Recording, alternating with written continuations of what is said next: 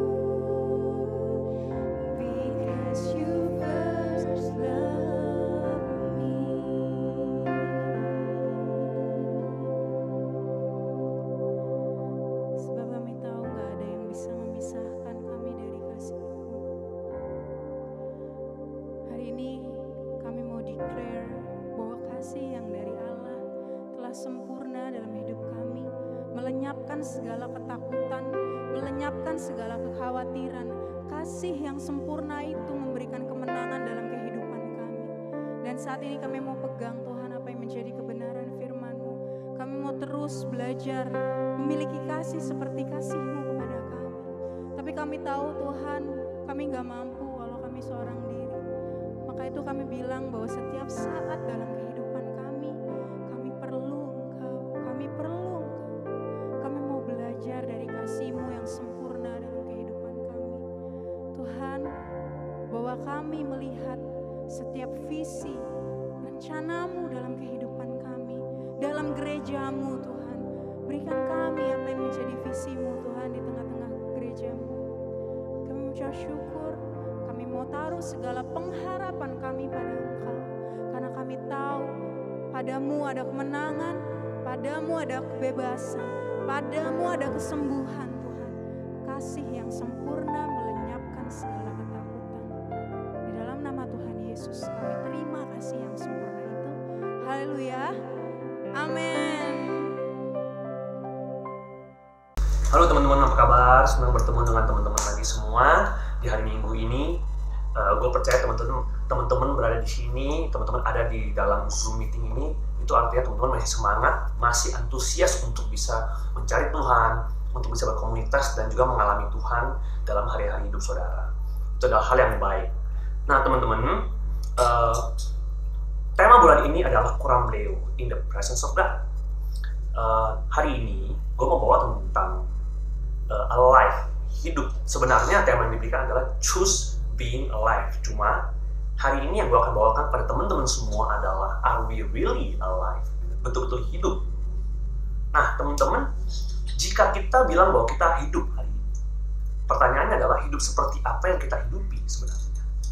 Dan hidup seperti apa yang Tuhan ingin kita hidupi hari-hari ini?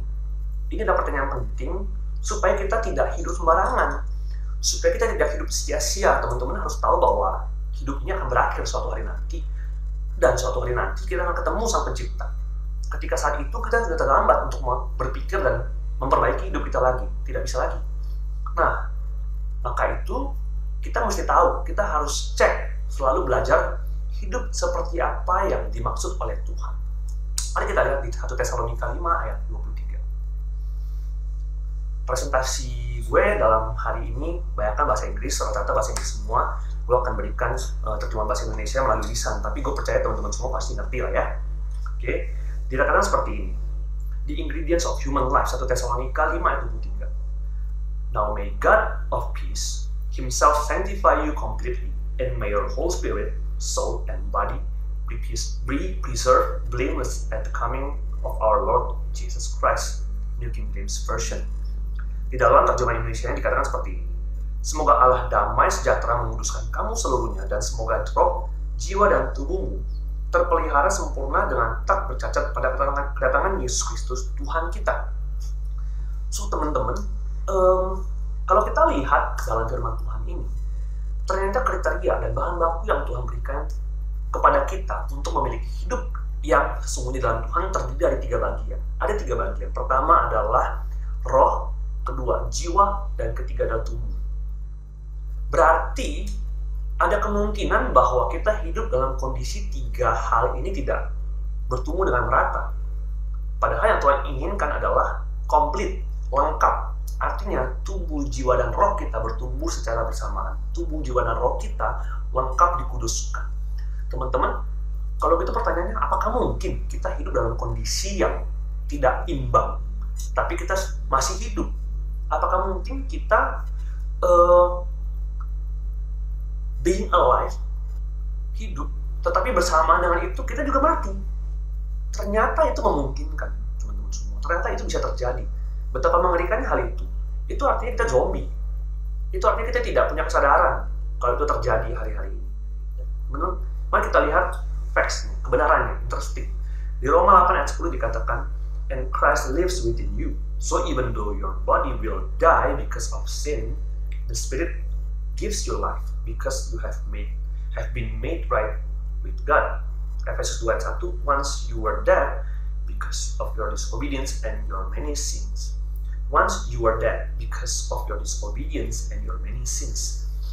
Dalam ayat-ayat ini kita bisa melihat bahwa ternyata ada kondisi di mana kita sedang hidup tapi kita juga mati. Nah teman-teman, yang Tuhan inginkan sesungguhnya adalah kita hidup secara lengkap, tubuh, jiwa, dan roh kita. Jangan sampai kita hidup tanpa sadar bahwa ada aspek atau bahan baku yang lain yang sedang mati sesungguhnya, atau kering kita bisa bilang. Ingat bahwa untuk mencapai hidup yang maksimal, 3 ini harus bertumbuh dengan baik, merata. Tubuh, jiwa, dan roh. Ini kebenarannya. Nah, pertanyaan saya sekarang adalah, are you and me really alive right now in Christ? Apakah kita betul-betul hidup dengan kondisi yang Tuhan telah utarakan, telah paparkan dalam firman Tuhan ini? Mari kita belajar mendiagnosa. Mari kita belajar melihat bagaimana kita mengetahui di mana posisi kita, hidup kita hari-hari. Gue mau sharing sama teman-teman, ini salah satu cara tips untuk kita mengecek kehidupan kita. Segala sesuatu harus bisa terukur, segala sesuatu harus bisa diukur. Nah, teman-teman, mari kita lihat. Bagaimana sih kondisi ternyata bahwa tubuh, hidup dalam tubuh dengan kondisi jiwa yang kering atau lemah, dan manusia rohani kita mati. Di sini gue ada list beberapa pernyataan, beberapa kriteria, dan listnya sebenarnya banyak sekali, tapi ini hanyalah sebuah tips untuk kita bisa melihat hal ini. Boredom, bosan, fearful, untrusting, hateful, unforgiving, low conscience, purposeless, directionless, unbelieving, undisciplined, dan feeling stuck. Itu adalah beberapa kriteria yang kita bisa lihat hari-hari. Seringkali kita bilang kita jenuh, kita bekerja, kita ada salary, kita ada income, kita sekolah, tapi gitu-gitu aja, dan rasanya itu berjalan dengan otomatis. Dan satu titik kita merasa bahwa hidup ini jenuh sekali. Kita mulai mencari-cari, dan kita mulai bertanya-tanya apakah ada tujuan dalam hidup kita. Kondisi seperti itu melelahkan. Nah teman-teman, ini adalah sebuah tanda, sebuah kriteria di mana kita sedang hidup tanpa jiwa dan roh yang baik. Kita hidup hanya rutinitas sehari-hari. Kita bernapas, kita nggak sadar. Kita tidur, kita bangun, kita sekolah, kita kerja, kita nggak sadar. Apa yang sedang kita lakukan sebenarnya? We are wasting our time. We are spending a lot of energy just to be living the body. Nah, ini bukanlah hal yang Tuhan inginkan. Lalu kita naik satu tingkat. Bagaimana dengan hidup dalam tubuh dengan kondisi jiwa yang baik, tetapi manusia rohnya mati? Nah, ini menarik teman-teman semua, karena terkadang kita bisa terkecoh. Bagaimana sih kondisi jiwa yang baik sebenarnya? Kondisi jiwa yang baik itu merasa emotionally fulfilled. Kondisi jiwa yang baik membuat seseorang terpacu untuk bergerak, terpacu untuk maju, terpacu untuk berhasil. Dia akan memiliki sebuah hati yang happy, senang. Dia akan bersemangat, dia akan punya motivasi. Nah, tetapi apakah itu yang Tuhan inginkan? Apakah itu yang Tuhan maksud dengan hidup yang lengkap? Menurut saya bukan. Karena terkadang kita bisa terjebak di dalam keberhasilan. Kita bisa terjebak di dalam apa yang ditawarkan oleh dunia ini. Kita bisa terjebak oleh kata-kata motivasi, pengalaman orang-orang yang kelihatannya baik dan membangun, tapi belum tentu ilahi, belum tentu saleh. Hidup dalam sebuah tubuh dan kondisi jiwa yang sehat tanpa manusia roh yang hidup. Seringkali kita berhenti di dalam kepercayaan yang didasari oleh logika. We need evidence. Kita butuh bukti. Kita butuh pembuktian untuk bisa percaya sesuatu yang non-human. Dan terkadang kita harus bisa belajar dari pengalaman baik diri kita di masa lalu, ataupun pengalaman-pengalaman orang yang sudah dilalui oleh mereka. Kita belajar dari sana. Kita butuh asupan seperti itu. Kita butuh melihat arah mereka. Tapi teman-teman harus sadari bahwa itu eksternal. Itu adalah sebuah feeding, sebuah asupan yang kita harus selalu cari keluar di luar sana.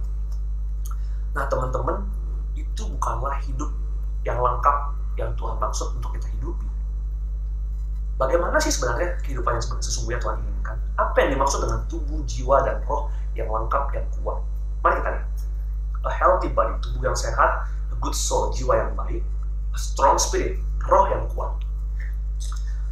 Apa yang akan terjadi ketika kita hidup dengan kondisi seperti ini? Ketika semuanya balance bertumbuh, teman-teman, kita tidak lagi hidup untuk hanya berhasil. Keberhasilan bukanlah definisi hidup kita dalam Tuhan, tapi memenuhi panggilan Tuhan, memenuhi prophesize, nubuatan Tuhan, itu adalah yang terutama. Itu adalah hasil yang sesungguhnya. In heaven ataupun on earth, di dunia maupun di surga. Self-worth, kita punya gambar diri tidak lagi didasari oleh apa kata orang, ataupun apa penghasil pencapaian kita, ataupun bagaimana cara orang melihat diri kita. Bukan lagi seperti itu, tetapi our self-worth, gambar diri kita, harga diri kita, itu kita lihat melalui mata Tuhan.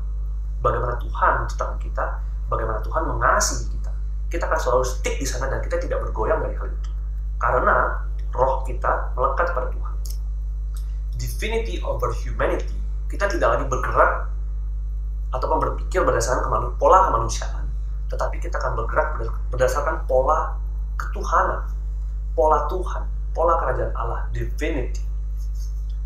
Faith-based belief, kalau di dalam jiwa yang baik tanpa manusia roh yang hidup, kadang kita bisa memilih logic based, kita bisa memilih percaya jika ada bukti. Tapi dengan manusia roh kita yang hidup melekat dengan Tuhan, kita punya kepercayaan itu adalah didasari oleh iman, didasari oleh pengharapan dan kasih. Kita akan percaya kepada suatu hal yang belum kita lihat, tapi itu adalah dasar daripada yang kita harapkan. Wisdom driven action, tindakan kita akan didasari oleh hikmah, didorong oleh wisdom, hikmah. Teman-teman tahu tidak kebenarannya bahwa hikmat itu tidak datang dari external motivation, tetapi takut akan Tuhan adalah permulaan dari hikmat dan pengetahuan. Artinya hanya manusia roh yang bisa takut kepada Tuhan, hanya manusia roh yang hari ini bergaul karib dengan Tuhan bisa mendapatkan hikmat itu pada hidup kita. Christ-filled motivation, motivasi kita tidak lagi didasari atau didorong oleh external factor. Kita tidak hanya mendapatkan motivasi itu dari buku-buku, dari film inspirasi, dari motivator. Tidak hanya itu saja menjadi dasar motivasi kita, tetapi yang lebih penting dan lebih kuatnya adalah sebuah dorongan dari dalam keluar. Teman-teman, roh Tuhan itu tidak bisa dipadamkan. Artinya ketika kita percaya kepada Tuhan dan roh itu hidup di dalam kita, our motivation, our strength, our power comes from within. And it is burning inside out. Cahaya itu tidak lagi datang dari luar. Kita bukan kaca, saudara-saudara. Kita adalah cahaya, kita adalah lights.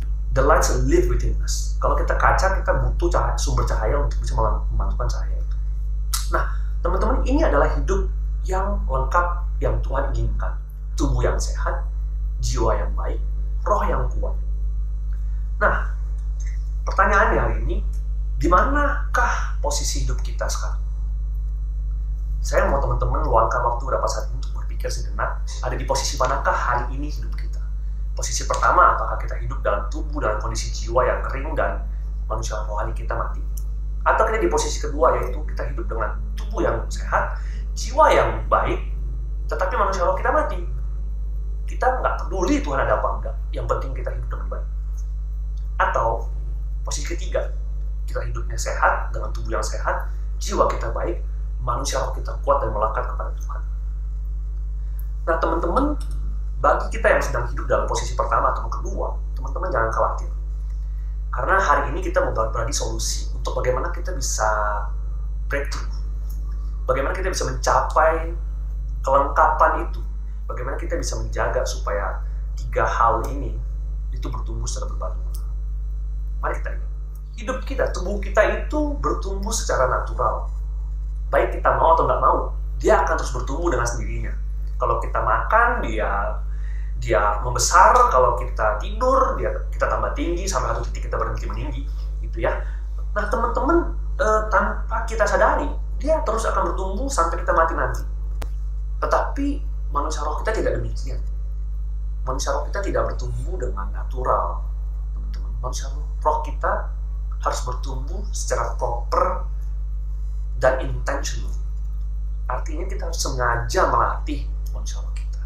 Kita harus melatih, membangun manusia roh kita dengan cara yang benar. Bagaimana caranya? Ayo kita mulai berlatih untuk supaya manusia roh kita bisa hidup dengan baik. Di slide ini teman-teman bisa lihat bahwa gue ambil dari 1 Timotius 4 ayat 8-16. Teman-teman jangan kaget, sepertinya panjang sekali ya, 8-16. Waduh, banyak banget ini PR-nya, buset, bisa apa enggak ya? Lalu teman-teman melihat bahwa, aduh, ini kan ngomongnya ke Timotius ya, surat Paulus ke Timotius. Timotius udah guru, kita ngajarin dia belum gitu ya. Gimana kita bisa tumbuh, bisa training kayak dia? Ini malah terlalu heboh. Nah teman-teman, jangan khawatir juga. Teman-teman harus tahu bahwa even a teacher, seorang guru, dia sebelum dia mengajar, dia harus bisa belajar dan mau diajar. Seorang trainer, sebelum dia bisa melatih, dia harus berlatih dan disiplin dalam berlatih itu juga. Artinya sebelum Paulus menulis surat ini kepada Timotius dengan kondisi saat ini, sebelumnya Timotius sudah hidup bersama dengan Paulus berapa lama itu berlatih, mengikuti ajaran Paulus, berlatih dalam komitmen dan disiplin kerohanian dia. Dia sudah latihan dulu. Dan kita bisa melihat bahwa apa yang diajarkan sekarang, apa yang dinasihati sekarang adalah cermin dari refleksi dari apa yang dia sudah hidupi sebelumnya secara disiplin. Nah teman-teman, kita mau breakdown, kita mau ambil beberapa fokus bagaimana Timotius berlatih. Kita tidak lihat bagaimana dia mengajar hari ini ya. Kita lihat di slide berikut. Gue udah highlight buat teman-teman semua. Inilah yang terjadi, inilah yang dilatih oleh Timotius ketika dia bertumbuh. Jangan fokus kepada bagaimana dia mengajar orang lain dulu, tapi mari kita fokus kepada apa yang Paulus tuliskan kepada dia untuk dia selalu tekuni dan hidupi hari ini. Gue simpulkan dalam 7 step seperti ini. Ini semua datang dari firman tadi, 1 Timotius 4 ayat 8-16. Kita simpulkan dalam 7 langkah. Apa langkahnya? Yang pertama, training for godliness for this life and the life to come. Ingat bahwa ditulis bahwa physical training is good. Latihan badan ini terbatas gunanya. Di sini dikatakan latihan badan itu baik. Tetapi berlatih untuk kesalehan, godliness, is much better. Artinya training for, kita harus berlatih tidak hanya badan kita, tidak hanya tubuh kita, tetapi juga berlatih untuk menjadi saleh. Karena itu berguna untuk hidup ini dan hidup setelah ini. Yang kedua, work hard and continue to struggle. Bekerja keras dan teruskan perjuanganmu. Struggle, pergumulanmu itu baik. Pergumulanmu itu mengasah engkau untuk selalu percaya pada Tuhan. Dan selalu punya harapan kepada Tuhan kita yang hidup. 3. Be an example. Jadilah teladan dalam apa yang kau katakan, cara engkau hidup, dalam kasihmu, dalam imanmu dan kekudusanmu. Be an example. Artinya teman-teman, how to train your spirit. You must always remember that today you are an example. Today you must be an example. Anda harus menjadi contoh bagi orang lain. Fokus on reading the scriptures. Dengan jelas tertulis. Fokus baca firman. Dan encourage the believers. Atau teman-teman kita yang seiman untuk bisa baca juga. Baca firman, encourage teman kita, dorong teman kita baca firman juga. Kita tumbuhnya sama-sama. Yang kelima, find out your spiritual gift. Temukanlah karuniamu, karunia Roh Kudus dalammu. Temukanlah karunia rohmu dalam Tuhan. Dengan cara tertulis juga melalui pemimpinmu, melalui penatuamu dalam gereja. Minta mereka berdoa untuk engkau. Mintalah mereka untuk bisa mendoakan kamu. Yang keenam, give your complete attention. Saya sangat suka dengan kata ini. Karena ini penting. Karena kita sudah lakukan, kita kadang-kadang tidak pay attention, kita tidak memperhatikan. Karena dengan kita pay attention, kita bisa lihat progres kita, teman-teman. Jangan cuma berlatih, tapi tidak melihat progresnya. Jangan cuma belajar, tidak melihat pertumbuhannya. We need to pay attention to what we do. Constantly, continuously, daily.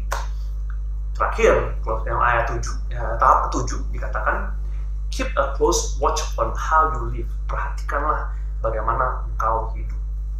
Dan tetaplah berpegang teguh pada kebenaran. Stay true to what is right. pilih kebenaran. Pilihan bisa banyak, tetapi ada yang benar dan ada yang tidak benar. Anda harus pilih yang benar dulu, baru Anda mulai memilih sesungguhnya secara spesifik. Nah teman-teman, 7 tahap ini gue berharap bisa membantu kita mulai untuk berlatih. Ini akan menjadi latihan yang baik buat kita semua, teman-teman. Pelajari ke 7 tahap ini, lalu simpan baik-baik dalam otak kita. Ketika kita hidup setiap harinya, harus ingat bahwa badan ini makin lama makin tua, tetapi hidup rohani kita, kerohanian kita, manusia roh kita, itulah yang akan bertahan sampai selama-lamanya. Dan jika teman-teman berlatih dengan tekun ke 7 tahap ini, saya percaya bahwa kita akan mencapai apa yang Tuhan katakan, tubuh, jiwa, dan roh kita akan bertumbuh seutuhnya. Kita akan menghidupi sebuah hidup yang Tuhan benar-benar inginkan bagi kita. Kita akan hidup dengan maksimal, tidak hanya di hidup ini, tetapi juga di hidup yang akan datang nantinya. Teman-teman, terus berjuang bersama-sama, jangan patah semangat. Dari sekarang teman-teman harus mulai bangkit, dan percayalah bahwa hari-hari ke depan akan menjadi hari-hari yang begitu indah dalam Tuhan. Gue mau berdoa buat teman-teman semua. Bapak, kami berdoa untuk setiap daripada anak-anakmu yang sudah mendengarkan sharing firman ini. Tuhan, hamba-Mu belajar banyak dari apa yang sudah dilalui hari-hari ini, dan hari ini aku berdoa supaya juga kebenaran ini bisa masuk dalam hidup setiap kami. Kami sadar bahwa manusia roh kami harus dilatih hari demi hari untuk kami bisa mencapai sebuah hidup yang utuh. Kami tidak mau hanya mendapatkan sebuah badan yang sehat ataupun jiwa yang baik. Terlebih kami Tuhan ingin mendapatkan sebuah roh yang luar biasa, roh yang dekat kepadamu, roh yang takut akan Engkau. Karena itulah yang menjadikan hidup kami menjadi utuh dan lengkap. Tuhan, kami tidak mau hidup sendiri di dunia ini, tetapi kami tahu bahwa Engkau ada bersama dengan kami, dan kami ingin hidup ini dituntun oleh Engkau, bersama dengan Engkau juga, Tuhan. Terima kasih. Aku percaya bahwa ketika teman-teman semua mulai berpraktek dan mulai melatih diri mereka dalam firman Tuhan ini, Engkau Tuhan tidak pernah meninggalkan kami. Engkau telah berjanji bahwa Engkau selalu ada di tengah-tengah kami dan selalu memberikan kami kekuatan. Engkau berjalan bersama kami. Kami tidak sendirian, dan kami akan bertumbuh bersama dengan Engkau. Terima kasih Tuhan, terima kasih. Berkati kami semua. Di dalam nama Tuhan Yesus kami berdoa. Amin. God bless you.